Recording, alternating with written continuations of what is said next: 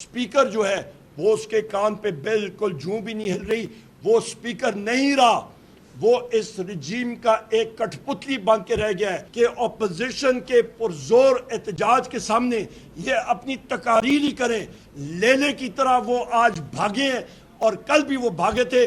आज भी हमने फ्लोर ऑफ द हाउस में मैंने स्पीकर से उठ के कहा और मैंने कल भी कहा कि आप कोई उठ के यहाँ पे हमारे कमांडिंग अफसर नहीं है, हम लोग आपके मातहत नहीं है, हम लोग मेंबरान कौमी असम्बली और अपोजिशन के अरकान हैं। बड़े ही अफसोस की बात है कि आज अवाम दुश्मन लेला बजट इस हाइब्रिड रजीम ने बग़ैर किसी सही डिबेट की मुशावरत के और लोगों के गलों पे इन्होंने छुरी फेर दी है। हम लोग पहले ही कहते रहे कि ये डेड ऑन अराइवल बजट है। इस बजट में अवाम को हम लोग बताना चाहते हैं कि इन्होंने अवाम दुश्मन बजट पास किया। चीनी की कीमत 200 रुपये किलो से तजावज़ कर रही है जाएगी। आपका आटा, चीनी, दालें, गोश्त, अंडा, हर चीज़ इस बजट में महंगी होगी। एक नंबर 2, आपकी जो कुव्वत ख़रीद है, आपको ये याद दिलाना चाहता हूँ, जिस वक्त वज़ीर आज़म इमरान खान साहब की हुकूमत थी उस वक्त 1 लाख रुपए जो कमाता था, आज वो सिर्फ 44,000 रुपये उसकी कीमत कुव्वत ख़रीद हो गई है और ये मज़ीद गिरेगी महंगाई की वजह से। कर्ज़ों का बम्बार इन्होंने अंबार लगा दिया है, मज़ीद ये कर्ज़े उठा रहे हैं। और ये बजट जो है ये एक बैंकर ने दिया है अपने बैंकर दोस्तों के लिए, और ये लोग हुकूमत या हाइब्रिड रजीम बैंकों से ही, मुकामी बैंकों से मज़ीद कर्ज़े उठाएगी 6,300 अरब रुपए के, और जो 4-5 बड़े बैंक मालिकान हैं वो अरबपति नहीं, वो खरबपति बनेंगे। ये बजट का खुलासा है। न ज़िम्मेदार में कुछ है इसका। 450 अरब रुपए का टीका पहले मोहसिन नकवी ने बाहर यूक्रेन से गंदम मंगा के पंजाब के काश्तकारों को लगाई थी। अभी मरियम नवाज ने वो टीका लगाया है कि प्राइवेट सेक्टर को, निजी शोबे को दे दिया है।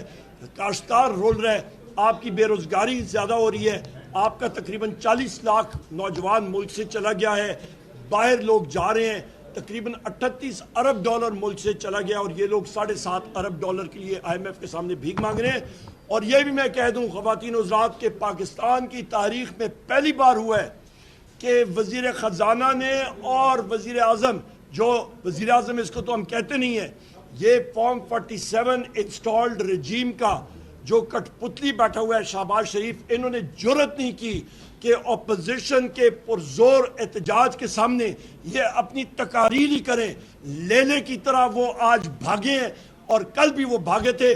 आज भी हमने फ्लोर ऑफ द हाउस में मैंने स्पीकर से उठ के कहा और मैंने कल भी कहा कि आप कोई उठ के यहाँ पे हमारे कमांडिंग अफसर नहीं है, हम लोग आपके मातहत नहीं है, हम लोग मेंबरान कौमी असम्बली और अपोजिशन के अरकान हैं।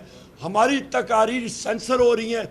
आज भी वाईफाई का जो सिलसिला था असम्बली के अंदर वो भी मुनक़ता किया गया, स्लो किया गया, और यहाँ पे आज़ादी आपकी ना सहाफ़त है ना राय है। मुकम्मल तौर पे इन्होंने पाकिस्तान को ब्लॉक किया हुआ है।